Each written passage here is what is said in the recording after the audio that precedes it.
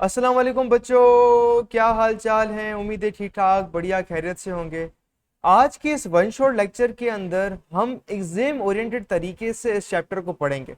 चाहे आपके एग्जाम के अंदर 10 महीने हो या 10 दिन हो, ये जो पूरा वन शॉट लेक्चर है इसके अंदर सारी टिप्स एंड ट्रिक्स एंड हमने ऐसा प्लान बनाया है कि आपके भी 90% से अबव मार्क्स आने वाले हैं, जैसे हमारे प्रीवियस 287 प्लस बच्चों के आए। हमने आपके लिए सारी चीजें बिल्कुल फ्री की हुई हैं। अगर आप इस वीडियो की कमेंट सेक्शन में जाएं और यहां पर हमने हमारे टॉपर बच्चे 300 बच्चे जिनके 90% से अबव मार्क्स आए 9-10 क्लास में, उसके नोट्स हमने आपके लिए रखे हुए हैं। ये पहली लिंक है। दूसरी लिंक कि आपको पूरी बुक के चैप्टर्स के लेक्चर्स चाहिए, सारे कॉन्सेप्ट्स के चाहिए, तो दूसरी लिंक पर क्लिक करेंगे तो आपको सारे लेक्चर्स मिलेंगे। देन आपको हमारे व्हाट्सएप चैनल जहां पर सारी न्यू गेस्ट पेपर अपडेट सारी मिल रही होंगी, तो इससे आप जरूर ज्वाइन कीजिएगा। सही है, एक नंबर चीज यहां पर ही हुई। दूसरी चीज ये हुई कि देखें जी, हमारे इतने बच्चे टॉप कर रहे हैं भाई, कुछ तो बात है ना। वो बात कैसे, हम सारी रिसोर्सेज आपको दे रहे हैं यूट्यूब पर, तो इसलिए सबसे पहली बात तो हमारे यूट्यूब चैनल को कर लें आप सब्सक्राइब, कि कोई भी नया लेक्चर जो है ना वो आप इसे मिस ना करें। ऑल पे क्लिक कर लें, वीडियो को लाइक करें, देखें जी कितनी मेहनत लगती है, हम आपके लिए कितना काम करें, थोड़ा सा हमारी टीम के लिए आप अप्रिशिएट कर लें। इसके बाद जैसे हम हमारे बच्चे कुछ स्पेशलाइज तरीके से 95% 97 हमारे जो टॉप लाते हैं, उनके लिए हमने प्रॉपर स्टडी प्लान बनाया हुआ है कि जी हमारी लाइव क्लासेस बेच होती हैं जिसके अंदर हमारे बेहतरीन टीचर्स पढ़ाते हैं और वो लाइव क्लास में आके हर बच्चे के प्रॉब्लम्स कॉन्सेप्चुअली पढ़ा रहे होते हैं। फिजिक्स, केमिस्ट्री, मैथ, कोई भी सब्जेक्ट हो, इसके टेस्ट हम लिए जाते हैं, बिल्कुल वो सवाल आते हैं। हम हर हफ्ते टेस्ट लेते हैं बच्चों का, एग्जैक्टली वही एग्जाम के अंदर सवाल आते हैं। तो सारे के सारे लेक्चर, डाउट ग्रुप, 24 घंटे पूरे साल 24/7, भले रात को 3 बजे मसला हो, हमारा टीचर आपको हेल्प करने के लिए तैयार होगा। और उसकी पूरी की पूरी फीस सिर्फ और सिर्फ 21,000 रुपए है, सारे के सारे सब्जेक्ट्स की। तो जी अगर आपको भी मसला आ रहा है कि जी हम तैयारी कैसे करें, कोई मेंटोर होना चाहिए कि जो हमें बताए कि एक अलिफ बे पे ते करके समझाए कि सर मार्क्स कैसे लाने हैं, तो हमने हमारे पाकिस्तानी बच्चों के लिए ये चीज बहुत कर ली। अगर आप भले फॉरेन से हो, पाकिस्तान से हो, अगर आपको बिल्कुल वीआईपी लेवल की चीज चाहिए, मेंटोरशिप चाहिए और लाइव क्लासेस के अंदर कॉन्सेप्चुअल चीजें करनी है और एग्जाम्स के अंदर गारंटेड मार्क्स चाहिए, अभी हमें इस व्हाट्सएप नंबर पे मैसेज करें और हम आपको बेच के अंदर ऐड कर लेते हैं। एंड सबसे इंटरेस्टिंग बात यह है कि आप 2 दिन तक पूरी अमाउंट को रिफंड कर सकते हैं। And that's the whole logic here. तो अभी हम चलते हैं हमारे चैप्टर की तरफ, जिसके अंदर हम सारे के सारे concepts and tips and tricks को समझते हैं। और डायरेक्शन में चलेगी फिर वापस निकल गई, उस मीडियम से बाहर चलेगी, ये रिफ्लेक्टेड होता है। लेकिन रिफ्रैक्टेड में क्या होता है कि आपकी वेव जो है वो आती है और उसकी डायरेक्शन चेंज होती है। अच्छा, यहाँ पे थोड़ा सा डिफरेंट है, इसको हम बाद में देखते हैं। अब मैं रिफ्लेक्शन और रिफ्लेक्शन में फर्क आपको ऐसे बताती हूँ। समझे कि ये आपके पास एक मीडियम है, ठीक है, ये पानी अंदर पड़ा हुआ है। अब इस पानी में आ रही है रेज, ठीक है। अच्छा, ये पानी है और ये समझो एक शीशा पड़ा हुआ है। रे आई, टकराई, वापस चली गई। This is called reflection.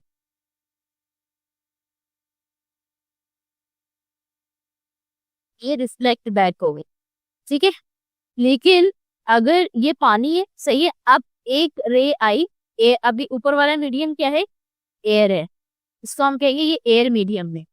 जब ये वाटर के मीडियम में आएगी तो एयर और वाटर में डिफरेंस होता है ना। तो वाटर में आने की वजह से इसका क्या हो गया कि इसका एंगल जो है वो थोड़ा सा चेंज हो गया। इतना चेंज तो नहीं होता, फिर एक मिनट,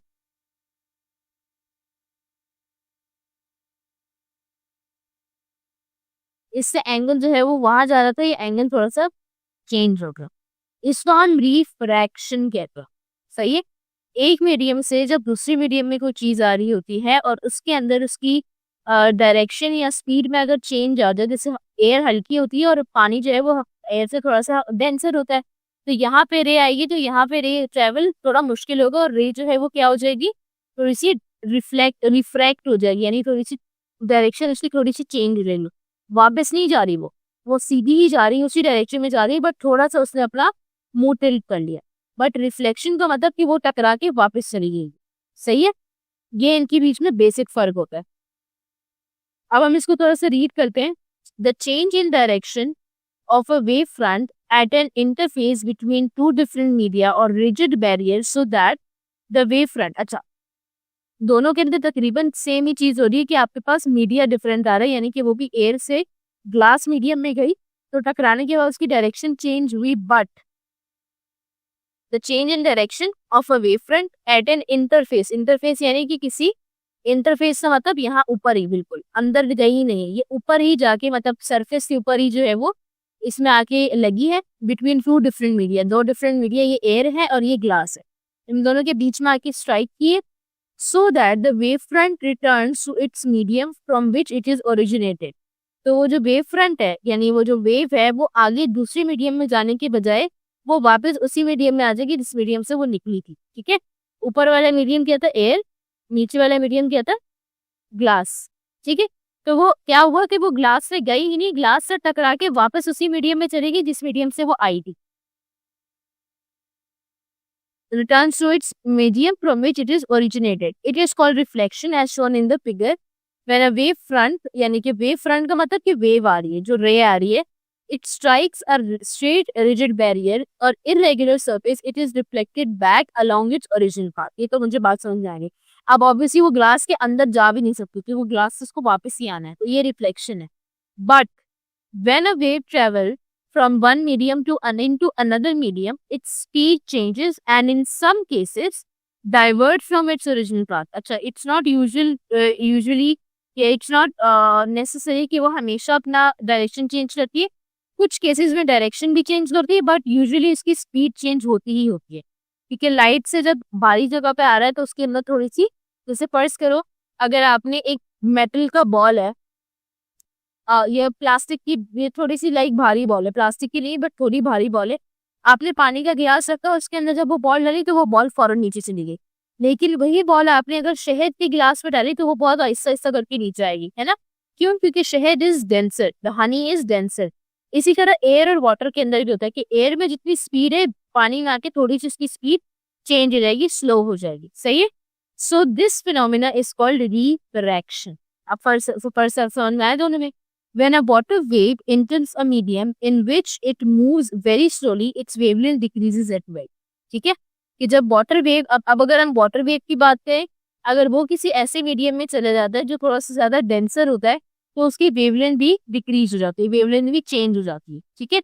जैसे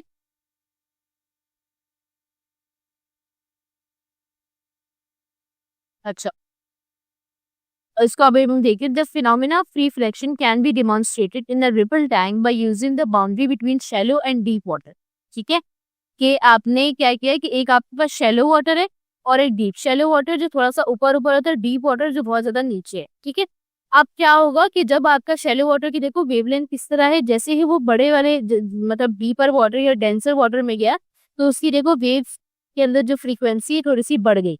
ये बेसिकली रेस है, देखो पहले रेस ऐसी थी बिल्कुल स्ट्रेट थी, यहाँ आने के बाद रेस थोड़ी सी डाइवर्ट हो गई, थोड़ी सी स्लो हो गई।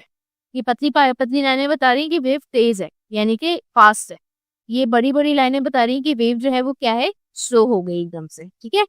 तो यानी कि यहाँ पे मीडियम चेंज हुआ, हालांकि दोनों वाटर ही है बट एक थोड़ा सा डीप वाटर, थोड़ा सा हार्ड वाटर है, यानी यू कैन से कि थोड़ा सा डेंसर वाटर है, सही है, और एक थोड़ा सा लाइट वाटर है, तो उसमें भी आने से इसकी वेव की देखो डायरेक्शन और स्पीड कैसे चेंज हो गई। A thick plastic sheet is used in a tray at some angle to the wavefront. When water wave travel from shallow deep water, its wavelength and hence speed changes along the direction of the wave shown in the figure। ये इन्होंने आपको बता दिया। अच्छा,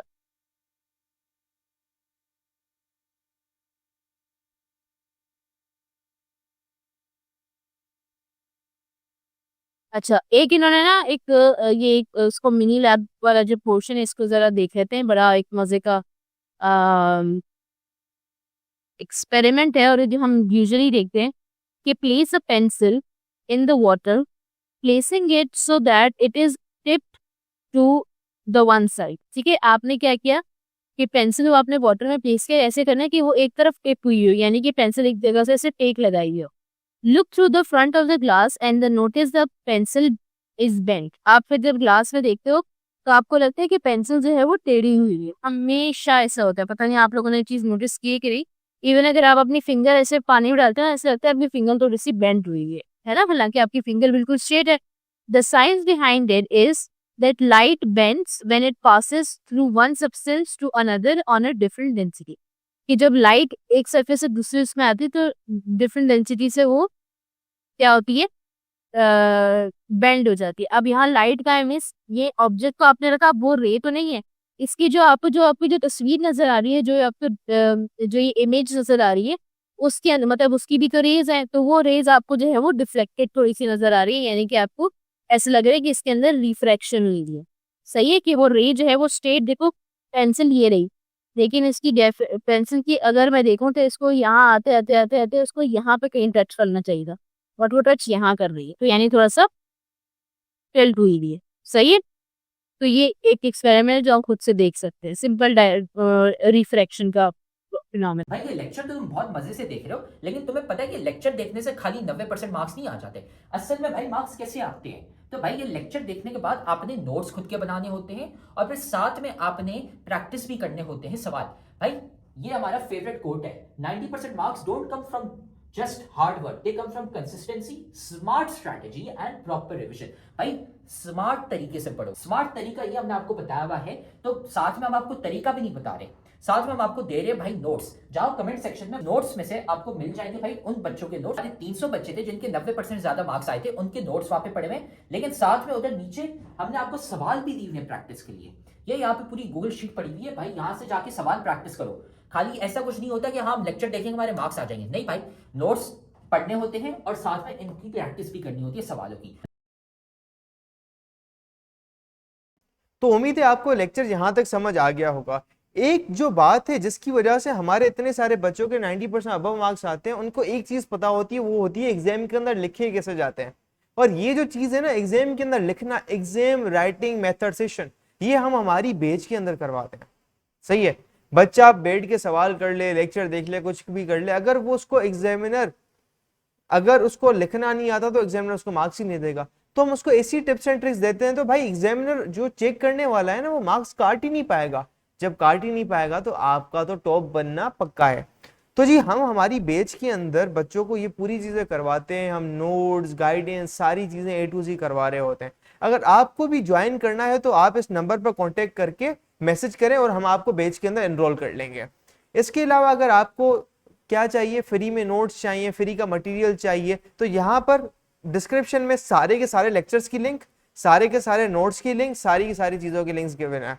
तब तक के लिए अल्लाह हाफिज, टेक केयर, गुड बाय बच्चों।